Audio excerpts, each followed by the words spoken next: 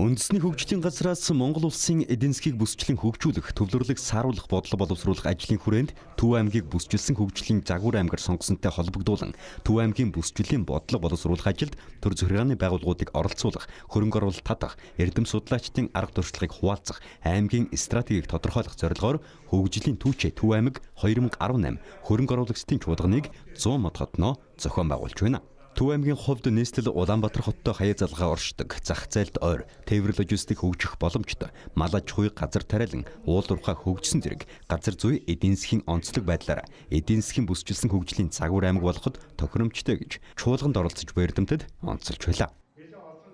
Тэгэхээр Төв аймаг өөрөө бол их ийм баян, хойд хэсгээр бол газар тариалан, зүүн хэсгээр бол аялал жуулчлал хөгжүүлэх юм боломжтой тийм. Мөн уул уурхай байна. Тэгээд мал аж ахуй байна тий.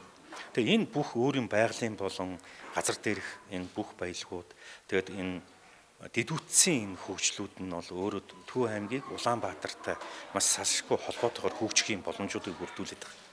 Тэгээ энэ чиглэлээр бид нэр дөнгөсөө ярилцлаа.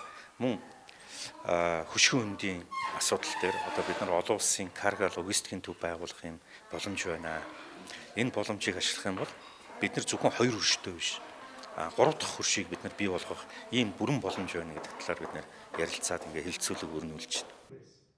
Хөгжлийн түүчээ Төв аймаг 2018 хөрөнгө оруулагчдын чуулганыг хөдөө аж ахуй шинжилх ухаан, боловсрол, соёл аялал жуулчлал, дэд бүтэц зэрэг салбар хуралдаануудаар зохион байгуулж байна.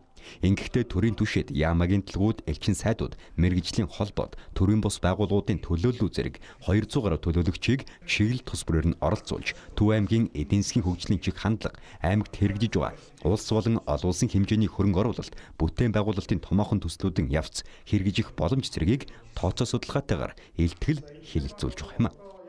Төв аймаг бол үндэсний жижиг дунд үйлдвэрлэгчид маш олонтой ийм бүс нутгалда. Тэгээ ер нь бол хөгжлийн одоо түүчээ болж байгаа энэ Төв аймгийн үндэсний форумд өнөөдөр оролцож байгаа баяртай байна. Яагаад гэх юм бол Төв аймгийн одоо удирдлагууд маань өнөөдөр маш олон төсөл хөтөлбөрүүдийг шинээр хэрэгжүүлж байгаа юм байна. За энд нь ойролцоогоор бол нэг 140 тэрбум төгрөгийн одоо томоохон төслүүд хэрэгжиж байна. За энэ бол одоо цахилгаан станц, одоо хийн хоолой, үнэний бэрэм гэх мэт юм тийм ээ. Тэгээ энд бол одоо нэг 40-оос хамгийн багадаа 40-оос дээдлэн 1340 одоо ажлын байр нийтдээ бий болно. Тэгэхээр энэ ажлуудыг дэмжих, ядуурлыг бооруулах энэ улсын бодлого энэ Төв аймаг дээр бодит утгаараа хэрэгжиж байна л гэсэн үг. Ер нь эцсийн дүндээ бол баялаг бүтээгчдийг бодитоор нэгжил дэмжих ёстой. Төрийн одоо олон бодлого шийдвэр дэмжлэр гарсан боловч нэгсэн бодлого шийдвэр одоо цогц юм байхгүйгээс болоод одоо энэ тэнд ингээд бодлогон тарцсан. Иймэрхүү байдаг бол өнөөдөр Төв аймаг дээр эдрийг нэгтгэж нэгдсэн байдлаар дэмжиж байгаа нь бол туйлын сайшаалтай байна. Гол одоо энэ бүс нутгийг яаж хөгжүүлэх вэ гэсэн энэ асуудлыг өнөөдөр их олон талаас нь ярилцж байна. Энэ дээр үйлдвэрүүд ямар байх вэ?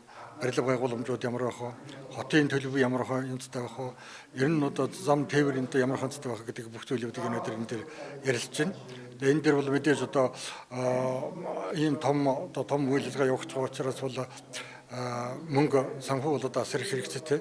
Ийм учраас энэ дээр бол гадаадын болон дотоодын хөрөнгө оруулагчдыг одоо нааш нь татах тэдэнд одоо тэдэнд ч өгөөжтэй, Монгол улс ч өгөөжтэй, Төв аймаг ч өгөөжтэй ийм одоо үргэлжлэлтэй төслүүдийг хэрэгжүүлэх талаар зөндөө олон санаачлалууд гарч байна. Түүнчлэн хөгжлийн түүчээ Төв аймаг 2018 чуулганы үеэр оюунлаг Төв аймагчууд брэнд бүтээгдэхүүн, уран зураг, фото зургийн үзэсгэлэн болон урлаг соёл спортын арга хэмжээнүүдийг зохион байгуулсан юм.